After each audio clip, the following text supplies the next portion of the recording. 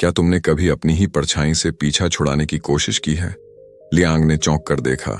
सामने एक झुकी हुई कमर वाला बूढ़ा साधु खड़ा था। उसकी आंखों में सैकड़ों वर्षों का ज्ञान झलक रहा था। साधु ने धीरे से एक भारी पत्थर उठाया और अपनी पीठ पर रख लिया। ये क्या कर रहे हैं आप? लियांग ने घबरा कर पूछा।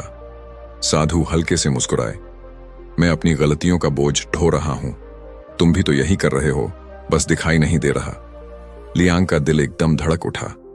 लियांग, जो एक युवा बौद्ध शिष्य था, हमेशा अपने अपराध बोध में डूबा रहता था।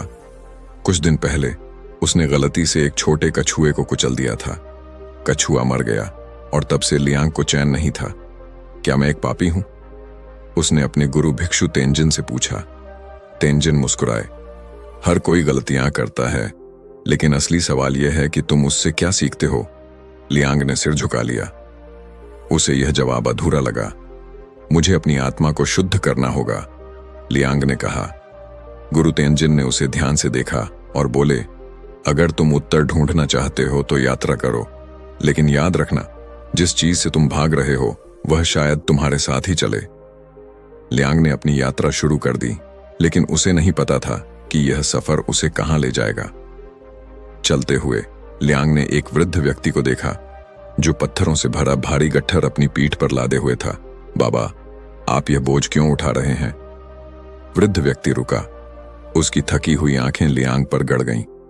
क्योंकि मैंने अपने जीवन में कई पाप किए हैं। जब तक मैं इन पत्थरों को ढोता रहूंगा तब तक मेरे कर्म संतुलित रहेंगे। लियांग हक्का बक्का रह गया। पर यह तो बहुत कठिन है। क्या तुम मुझे इस पार पहुंचा सकते हो? उसने विनती की। लियांग ने संकोच किया।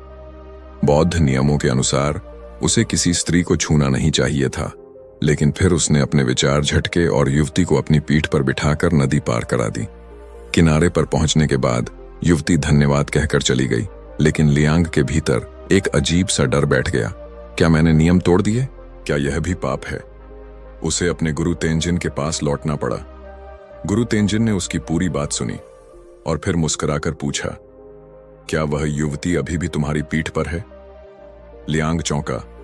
नहीं, मैंने उसे किनारे पर उतार दिया था। गुरु तेंजिन ने सिर हिलाया। फिर भी तुम उसे अपने मन में ढोए जा रहे हो। लियांग की आंखें चौड़ी हो गईं। हर गलती की एक उम्र होती है, लियांग, लेकिन हम उसे अपने मन में पालते रहते हैं, उसकी उम्र बढ़ाते रहते हैं। अगर तुम नदी पार कर चुके हो तो उस भार को क्यों ढो रहे हो? लियांग को सब समझ आ गया। उसी रात लियांग ने ध्यान लगाया। उसने अपने भीतर झांका और देखा कि वह खुद ही अपने अपराध बोध को पकड़े बैठा था। उसकी गलतियां, उसके पछतावे, ये सब असल में वही पत्थर थे जो वह जंगल के उस वृद्ध की तरह अपनी पीठ पर ढो रहा था। सवाल यह नहीं था कि गलतियां होती हैं या नहीं। सवाल यह था कि क्या वह उन्हें जीवन भर अपने साथ रखेगा।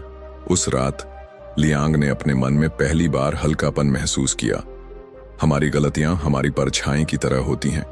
अगर हम उनसे भागते हैं तो वे हमारा पीछा करती हैं, लेकिन अगर हम उन्हें स्वीकार करके उनसे सीखते हैं तो वे हमें मुक्त कर देती हैं। लियांग को अब पता चल गया था कि असली शांति क्या होती है। वह मुस्कुराया, उठा और अपने गुरु को प्रणाम किया। अब वह जान चुका था कि जिंदगी में आगे बढ़ने के लिए सबसे पहले खुद को माफ करना सीखना पड़ता है। यह कहानी हमें सिखाती है कि हमारी गलतियां हमें तब तक बांध कर रखती हैं जब तक हम खुद को माफ नहीं करते। पछतावे का बोझ उठाने से कुछ नहीं बदलता, पर सीखकर आगे बढ़ने से जिंदगी आसान हो जाती है। अब सवाल यह है, क्या तुम भी कोई ऐसा पत्थर अपनी पीठ पर ढो रहे हो जिसे अब गिराने का समय आ गया है? अगर आपको ये वीडियो पसंद आए तो लाइक करें, शेयर करें और ज्ञान की कहानी 2 चैनल को सब्सक्राइब करें ताकि आप ऐसे ही रोचक इतिहास से जुड़े रहस्यों को जान सकें।